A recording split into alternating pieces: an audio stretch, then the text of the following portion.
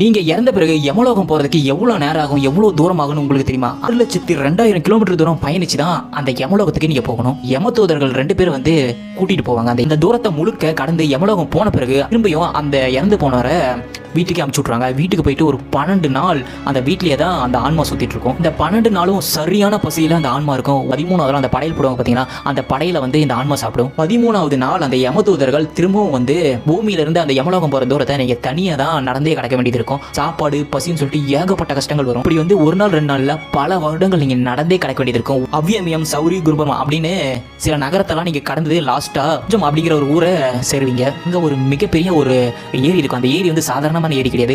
ரத்தம், மலம், சிறுநீர் சொல்லிட்டு ரொம்ப ரொம்ப கேவலமான பொருட்கள்லாம் அதில் போட்டு வச்சிருப்பாங்க. அதை நீங்க கடந்தே அந்த சைடு போய் ஆகணும். கடைசியா 12 மாசம் கழிச்சு அந்த 12 சிறுவனர்கள் சொல்லுவாங்க, அவங்க முன்னாடி போய் அந்த ஆன்மா நிற்கும். அங்கதான் பாவ புண்ணிய கணக்கெல்லாம் பார்க்கப்படும். நரகத்துக்கா சொர்க்கத்துக்கா, இல்ல நரகத்துக்கு போறதா, நரகத்துல என்னென்ன தண்டனைகள்னு சொல்லிட்டு அங்கிருந்தே சொல்லி அனுப்பிச்சு விட்டுருவாங்க.